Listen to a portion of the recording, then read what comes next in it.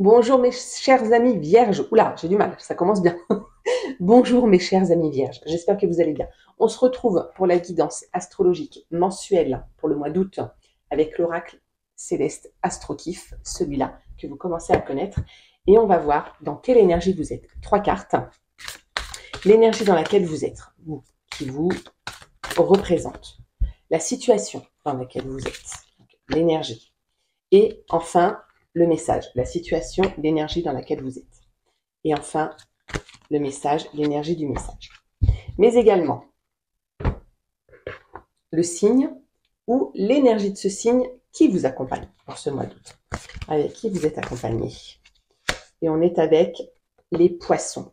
Comment vous dire, un signe de terre comme vous, mes amis vierges, accompagné par un signe de l'élément eau, c'est magnifique, c'est ce qu'il vous fallait, puisque c'est très complémentaire. Donc c'est très bien. Le poisson, intuitif, il est très compatissant, lui. Oui, c'est un émotif, peut-être un peu moins que le cancer, mais il est plus rêveur, le poisson. Ça va peut-être venir un petit peu vous adoucir, mes chers amis vierges, vous qui êtes très analytiques, qui êtes très carré dans votre façon de faire et qui parfois, j'ai presque envie de dire psychorigide pour certains, mais on va pas aller jusque-là, mais ça peut arriver chez certaines vierges quand elles sont dans leur travers, on va dire ça comme ça. Mais vous êtes un signe méticuleux, vous êtes très méthodique. Donc du coup, le poisson peut peut-être venir vous adoucir pour ce mois d'août. Vous allez peut-être en avoir besoin, vous allez peut-être pouvoir lâcher prise comme ça. L'énergie dans laquelle vous êtes, qui vous représente vous. Très bien, on est avec la maison 1, on parle de vous et uniquement de vous. Je ne suis pas étonnée pour un signe de terre, mais on va voir le reste. L'énergie, la situation qui vous accompagne, encore une maison, c'est très souvent pour les signes de terre que dans vos tirages, il n'y a que les maisons, en fait, et pas d'autres cartes. C'est très souvent ça parce que vous êtes très ancrés, les signes de terre. Et enfin, donc, la situation, et enfin, le message, ah, quand même, on a quand même, alors c'est cool, parce qu'on a l'élément eau et l'élément feu, et ça va venir faire un bon mélange pour vous aider pour ce mois d'août. Donc ça, c'est cool. Donc vous êtes là. On parle de vous, le rapport à vous-même. Vous, comment vous vous épanouissez, comment vous vous développez. Qu'est-ce qui fait que vous êtes vous. On parle de vous. C'est votre énergie. Donc vous êtes centré sur vous et c'est très bien. Ensuite, on est avec la maison 9. Les voyages. Les langues, ça peut être dans le sens la communication, mais ça peut être aussi l'étranger. Donc ça va avec les voyages, mais ça nous parle aussi de la spiritualité, des religions au sens large, même si vous ne croyez pas en un Dieu, on peut parler de spiritualité ou de ce que vous croyez, de ce qui vous pousse, de ce qui vous motive.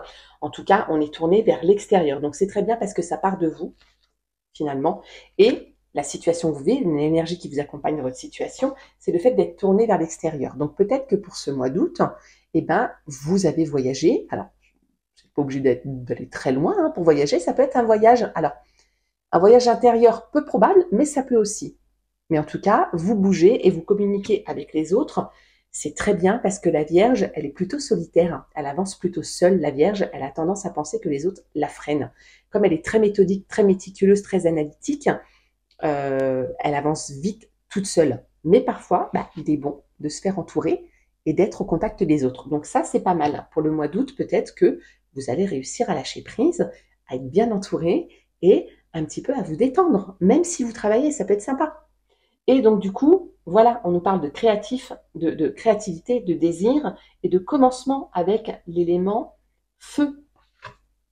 Donc on vient un petit peu vous réveiller dans le sens, vous n'êtes pas que des êtres ancrés pour développer vos compétences et développer du matériel. Vous avez le droit aussi juste de briller pour vous épanouir, vous, et briller dans ce sens-là, pour vous-même, pour ce que vous êtes, et non pas pour ce que vous faites.